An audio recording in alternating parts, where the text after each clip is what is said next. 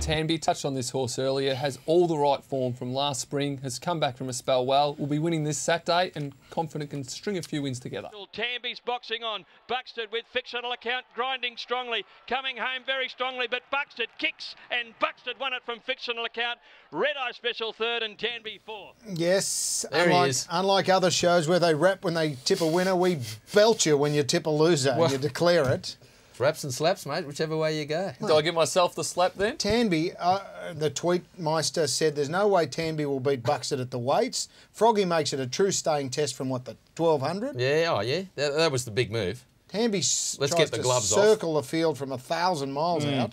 And travelled. Yeah, But, it did travel, but I mean, Stephen King asked a lot of the horse. He's not that kind of horse that he's going to make a move for 1,000 metres with the big weight and be able to keep it going, but clearly the best ride won the race. He rides for the punters, doesn't he? He did it again. He's a fantastic jockey, Craig. I can safely say that none of those horses will be around on the first Tuesday of November unless they're in the, is it La Lavazza? It is the Lavazza. I don't know. That's a big call. I think Buxted will be in the Lavazza.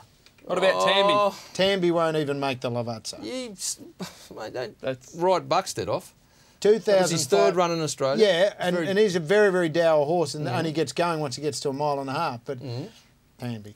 I tell you what, might be the form race of the spring, according to many good judges, is the last at Moonee Valley. Nick, take us through Sea Lord here on the inside and the blue and white, one off the fence, D&G on the inside, and the runs that come everywhere in this race. It was one of those races where if they ran it 10 times, they could have got 10 different results.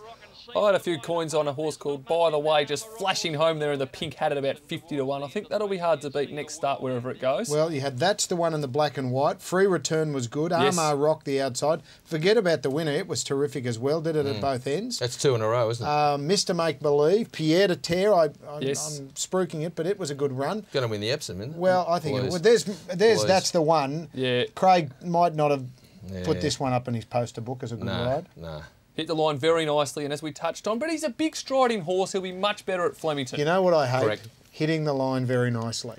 Well, what would you rather say? Shirk the task the last 100 I would rather see exploded at the 200, great ride, wins, rather than hit the line. Unlucky. Yeah, unlucky is the worst thing. The jockey picture. gets off, goes, oh, mate, we're unlucky. Blinkers off, winkers on for you, Russ. Big picture. You got to stick. It's all about the punt. You got to stick until it's no longer time to stick. You can't afford to stick sometimes. It's about moving forward and trying to find the winner and not blowing up. You can have You're wrong. a lot of money, Russ, on $1.20 shots, and now you're telling the punters out there you can't afford to stick. One more time on a horse out in the market. That everybody has found, and everybody's going to say, look at me, back me next start. Well, hang on, let's just see where it goes. Let's just see where it goes before we say everyone finds it.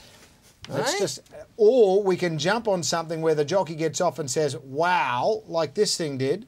Love for Ransom. Never even heard of it going into the races, and nor had most of us. Greg Urell trains. And good trainer. This was just incredible. Now, we're last on the inside, and Bossie's gone basically the compass via the Cape, gentlemen. Yeah, I was on the runner-up here, so thanks for watching, making me sit through But this. You're 100 to 1 to win if you're on it here. Oh, you can't win. Look, it was a terrific run, and it's shot to the top of 1,000 guineas markets, and it's easy to see why.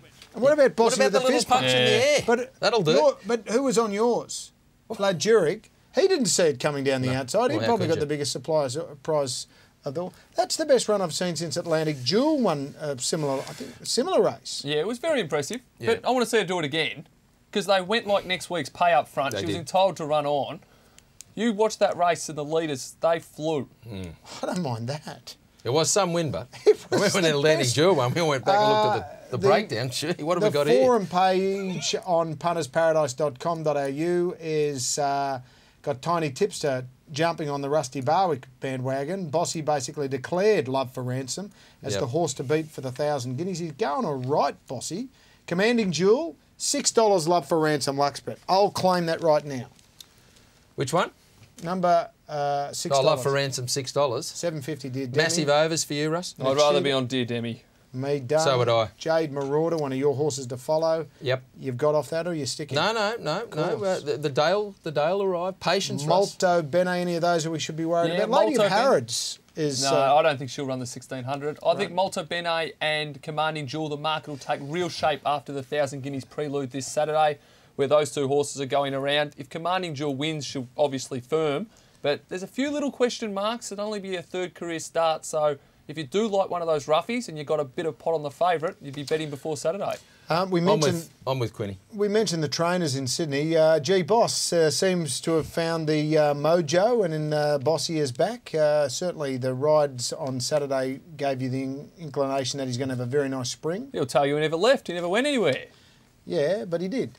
No, he's a fantastic rider, we all know that. I mean, history will tell us that as well, and he's riding as well as ever. And the last 600, just to back up what you said, was half second slower than the last race of the day. So they've stopped in front. They have completely stopped. You're getting carried away, Russ, when you're talking thousand guineas. The last 600. You're getting carried away. Dear Demi will kick its head in. It was last at the 400. So what was its last 400? Forget about the Dear Demi will leader. kick its head in. Those times, you get all carried away those times unless it's leader starts and leader finishes, like more joyous. Forget about it. When you're running last, you've got to come over a second and a half faster than the third race on Tuesday.